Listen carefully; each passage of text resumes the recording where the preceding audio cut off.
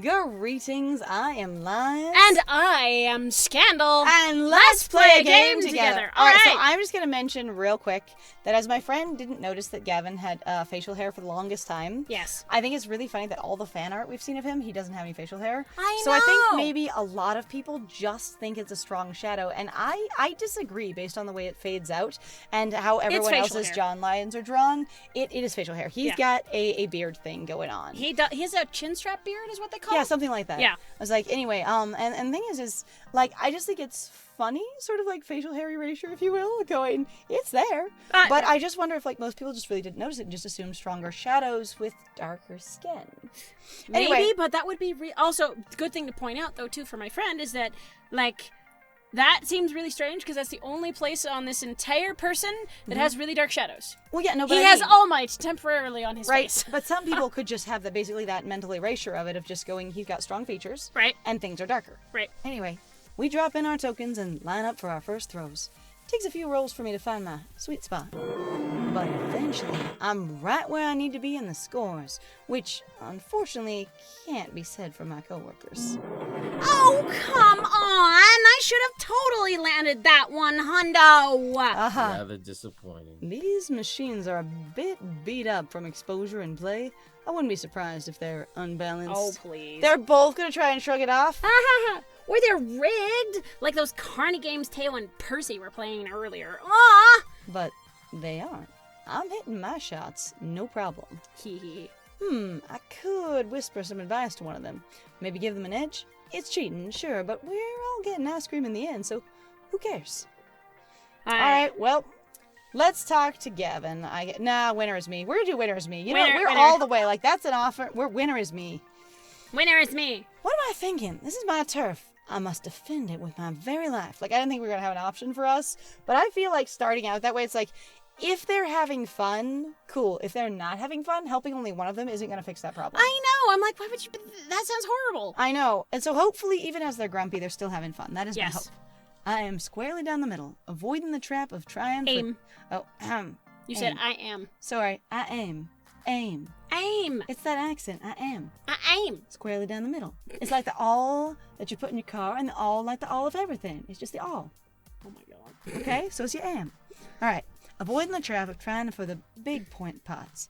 Consistency is key. You want to rack up points, not risk missing and get nothing. Soon enough, I'm pushing well past the others with a wide margin. That is so relatable, just going strategy in these games. And the final scores, I've triumphed. Aw, butts. I didn't even come close. Your language is hilarious sometimes. Nor I. Well, fair is fair, lads. We'll pay for your ice cream. Woohoo! Indeed. Yes! Most importantly, we had fun. Arcades are meant to be places where friends can gather and have fun playing with each other. On beachside or in a shopping plaza, with or without joysticks. That's our goal. Let's take back a lesson today that we should always endeavor to provide fun first and foremost, whatever shape it takes. That is our mission. Isn't that like the arcade's mission? Still found a way to turn this into a working vacation, huh? Yes, he did. But an enjoyable one. I mean, your job should be, ideally. Oh, right. We grab ice cream cones from a vendor on the boardwalk, swapping work stories, laughing, and having a blast. This is probably the happiest I've seen Gavin. At work, he's all business. But here, he can crack a smile, even as he's analyzing arcades. And actually just exudes sunshine and cheer. I love this idea. Like, I know we're going into our head and thinking, and that's why it goes black. But I love the idea of Lies just sitting in a quiet spot and just closing their eyes and sort of reflecting for a moment. Right. And that's why it's black. Mm-hmm. Everywhere she goes, she's a good influence on him. Clearly. But time's ticking, and I've got other stops to make. It feels good being out and about with everyone. Away from the funplex, away from work. Just friends having a great time in a place designed for great times. With our newfound success, I hope we can do this more often. Who to hang out with? I wish they'd have made it clear, like, right at the beginning that this was a little while later. Mm-hmm. Like, it's nice that it is, and that makes more sense, but I would have liked it to be a little more explicit, which is not necessary, but is my preference for a narrative. Right. Naomi and Teo are raiding the candy store. QueenBee and Percy are chatting and having funnel cake. They're still having funnel cake 2 hours later. Okay, dude, I don't believe you anymore. It's like you could be playing volleyball 2 hours later, but not still eating funnel cake. They're not eating it. Yum, It's sitting there. yum, yum. You know what? Honestly, I don't care. I want funnel cake. If that's what I remember, like about stuff like funnel cake, go. Do it. They're adorable. They're very cute. Sitting on some benches just outside a fried dough stand, Percy and QueenBee are sharing a funnel cake dusted with white sugar. And just in case you're one of our like international viewers and you don't know what a funnel cake is, it's kind of a neat deep fried thing. So there's literally a kitchen utensil or implement, if you will, called a funnel. And you know, they have them for like cars and like machines and like chemistry sets and everything. Like it's just a funnel. And what you do is you take the batter for like, it's like cake batter, and you just pour it through a funnel over hot like grease, like French fry grease kind of thing. And as it goes in, it just creates this sort of like strip, and you just draw a circle, and then it's this really stringy, wrapped up, stuck together fried circle. And the thing is you get a bunch of like tons of fried surface area because it's done in that little funnel. Cool. Anyway, and then they usually put powdered sugar on top. But It's really good. I love them. All right, seriously, you've never had this stuff before? Oh, my bad. No memories of funnel cake. Not much Connie Chow in England, I'm afraid. Oh. And this is my first time visiting a beach in the colonies. Okay, it's him, not us. That makes way more sense. Wait, you can eat this, right? I mean, it's basically fried grease and sugar. Your heart won't explode? We don't know the nature of his, yeah. It's not an issue of artery congestion, and Lord knows I ate plenty of instant ramen and fast food. One little sugary treat won't be this tipping point. Oh, hey, Liz, join us. No way we can eat this huge thing by ourselves. Funnel cake the size of the table. What? They've been picking at it for like an hour. I'll settle in to pick at the delicious fried dough. Just like I used to have, back when we came here regularly. So, Percy and I were talking shop, and even if you aren't a pro gamer, maybe you've got some valuable input, you know? See, our Moopyaholic buddy here doesn't believe in being a full-time professional gamer. Don't think so. It's not that I don't want to believe in it, I just don't see it as a stable occupation for a young person to undertake. Ah. If you're entirely reliant on the wavering loyalty of corporate sponsors and streaming subscribers, alongside any prize money you may or may not be winning, well, I suppose I'm just too risk-averse to walk that path. I prefer a sound investment. As a which day sounds- trader, this sounds hilarious. I was gonna say, that's ridiculous, my dude. What the fuck? Honestly, some day traders, okay, like the only day traders that I've actually like heard of as being really comfortable with it are about as chill as he is, to be honest. Right. And the people that dabble in day trading are the high stressed anxiety pinatas that you see everywhere else. Okay. It's not successful day traders. They're going, I know what happens every day with the stocks that I play on, and I do research for things that are up and coming, and I pretty much just put my stuff in, watch it go up, and then have it sell when it sells. You know, Right. Like I just put my marks in and it's done. Yep. Whereas I love risk. No risk, no reward. Yeah, at any moment, it could all come crashing down. And I end up living in my parents' basement again, but I love to fight my future. Also, getting a financial planner. Okay, so the thing is like, I appreciate going, your job is unstable. But if you have a financial planner and you're ever making surplus money, you really can be like, and then it all came crashing down on me, and I had enough for 5 years sitting around. Right. Or, you know, or like enough for, you know, retirement, depending on what it is, kind of thing. And going, I have plenty of time to establish a new empire, approach new decisions. Like, you don't have to spend every bit of every money you make unless you're barely staying afloat. Right. Just like Liz. They were an unemployed bum before finding the Funplex, so nowhere to go but up. Hey now. Yeah, me too. Aye. It's not like I was living under a bridge. Opportunity knocked and I answered. I didn't exactly actually plan any of this. I don't know that any of those directly speak to what she said at all, actually. I don't know. Alright, we'll just go like, opportunity knocked and I answered. Like, I feel like that on average, yes, we lies, get- especially how my friend likes playing it, I will still say, is still tends to be a little bit more reserved around QueenBee. So... yeah, QueenBee is so abrasive. I think Liz tends to back up a little bit and be less playful because they don't want to encourage her. Because they really do worry about cussing a lot, even outside of any choices we've made. No. Opportunity for work presented itself. I took it. It's a simple equation, really. A job's a job. The Funplex is a fun job. But it's still a job. Right, but it's also a risky one. That's what I'm getting at. I mean, existence is risky. Living is risky. It's gainful employment in the end, but the only reason you aren't still eating pizza bagels is because you voluntarily took risks and made them pay for you. I'm not saying my path's for everyone. Abandoning the safer road in favor of the wild ride.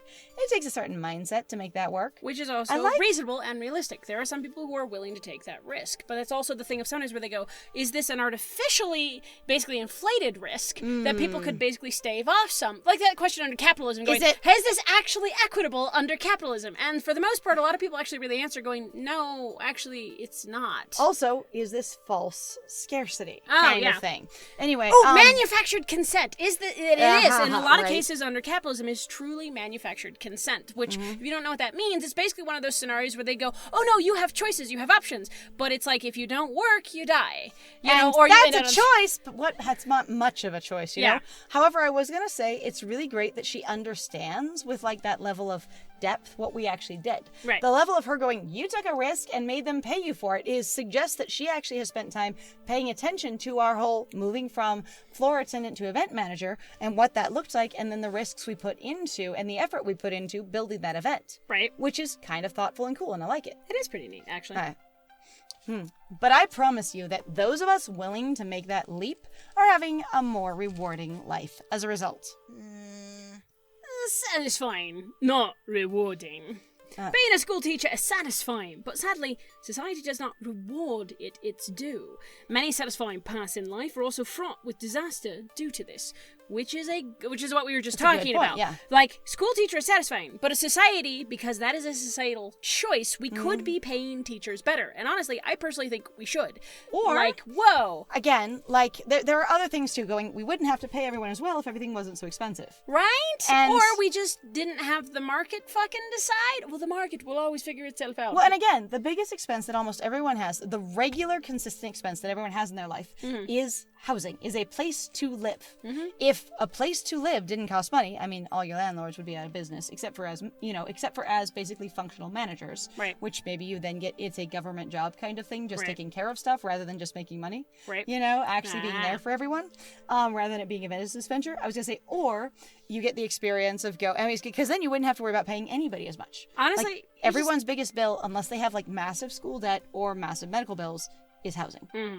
Anyway. Different priorities in the end, anyway. Yes. It's survivorship bias. People see rock stars and football heroes and think they can make it big too. But those success stories are percent of a percent of a percent. And yet, in the capitalist lottery, we want to sell that they are possible for absolutely everyone, no matter what. Aye. And what happens later in life to the sports hero who abandon all other paths? What skills do you fall back on when your window closes? And the thing is there's a lot of identity crisis around people going into big flashy careers that only last several years, whether it's being a model or being an athlete or other things like that. And then when they retire from it, which isn't necessarily their full retirement from life, if you will, they really do have a, who am I? What am I doing? What do I do next? I don't have an identity without this thing. It's kind of like what they talk about in reference to social influencers or basically popular YouTubers, which are considered to be social influencers in that way. And there's been a few of them that have tried to retire and found they didn't feel like they had an identity. They couldn't find their way doing anything else. Yeah. So they came back to YouTube. Alright. You've succeeded so far, QueenBee, but remember, not too long ago, you were terrified of being drummed out of your team and tossed on the street. I wouldn't say terrified. It was more like a mild reluctance, at best. Couldn't you pursue dominance of your game of choice without making it your entire existence? I don't really play Moopy all day, I trade stock in my off hours. Why not consider a day job, with your gameplay occupying the remaining hours? Nope, no way. Ha, no way. Ha, no how.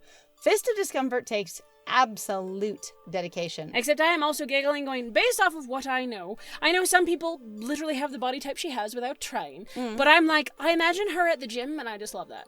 Ah, yes. Like her going, I worked on this, fuck you. Excuse me, this is my I worked stress. on this and I work on that, my game. And that's what I do. I was actually just having a problem going though, like, did she deliberately, where her arms are, like, they can't decide whether it's over her boobs or under her boobs because you got one of each. And just as a person who actually has boobs, like, it doesn't, usually you can't do one under and one over without looking real awkward. Squish. Anyway, it's okay. More squish. Or Needs having more squish. Needs squish. Alright. I can't be on top of my game and, at the top of the game if I'm also flipping burgers or filing paperwork. And that actually can be true. So there's this really cool book called Grit by Angela Duckworth, and it does glorify hard work after a fashion, and so there is that experience to it. But it's also a neat basically analysis into what really focusing on one thing can do for a person. And it analyzes one of the best pitchers in like all of American like baseball history and talks to him about his pitching game. And the thing is he said, well, I wanted to be a pitcher, and I decided that was what I wanted to do like with my whole life. He's like, so I weigh absolutely every decision I make on how it's going to affect my pitching game. Right. And he says, like, everything. Even if I go to the beach on the weekend, I go, if I'm not careful and I don't pay attention to how much time I have in the sun, what I'm doing with my body, whether or not I'm using my arm, I could have a sunburn, or I could, strain something or whatever, and that will affect my pitching game. He literally chooses, like, his diets, his leisure time, his active time on pitching, because that's what he wants to focus on. And it shows up like mad. On the other hand, that is your entire life dedication, and people have different levels of focus/interest. All right. Percy, competitive level play requires intensive training. You can't get around the time investment, but you can make it pay double. That's where streaming comes in. Whenever I'm training, I'm streaming.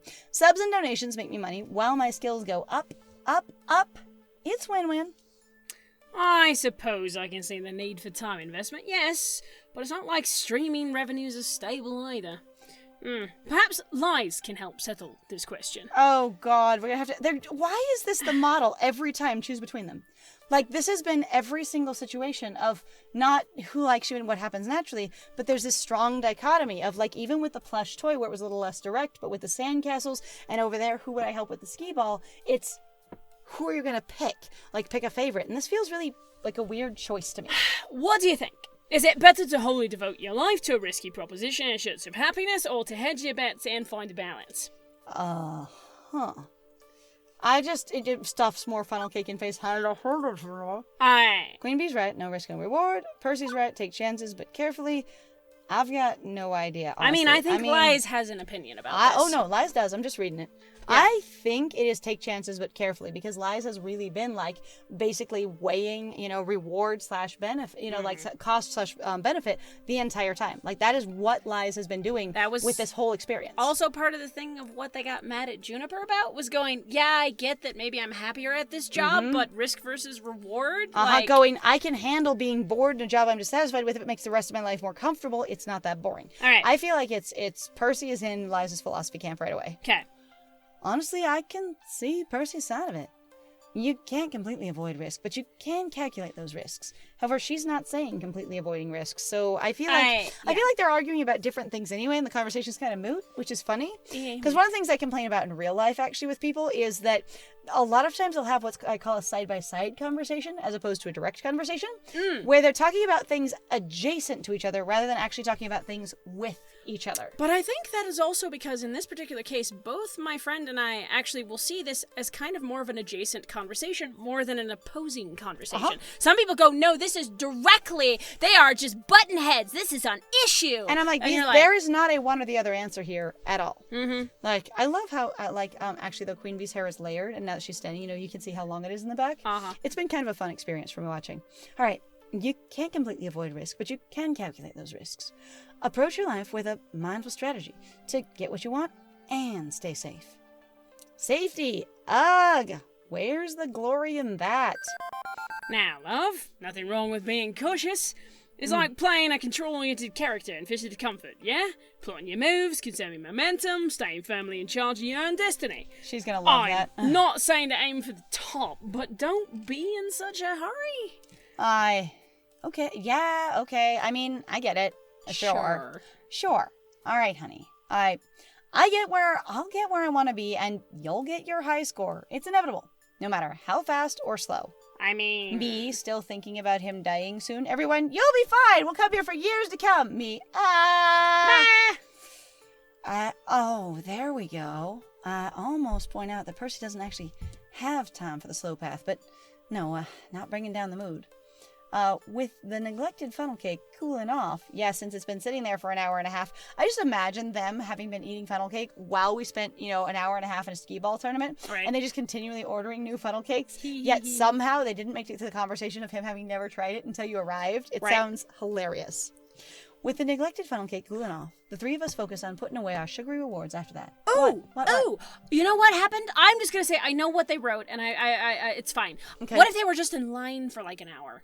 Oh, God, that would be so great. They weren't enjoying funnel cake or sharing it. They were in line for funnel cake. Yes! That would make so much sense because sometimes those boardwalk lines get crazy Yes! long. God, I remember. So we noticed that they're in line for it. And honestly, we, like a total troll, show up after they make it through the line so we don't have to wait with them. I'd And be we get fine to with share that. the food. Well done. I love that. Boink. Hey. All right. Aha! Sugary rewards. With the sugary rewards after that. But you know what? We're out of time! So thank you very much, everybody, though, for joining us. If you like what we do, please feel free to like, comment, subscribe, and also share our videos if you're having a good time with us. Please also feel free to go check out our Ko-Fi or Patreon. We've got some links in the description down below. And I have been Scandaled. And, sugary rewards. I love it. I have been Lies. And it was great playing with you. Bye!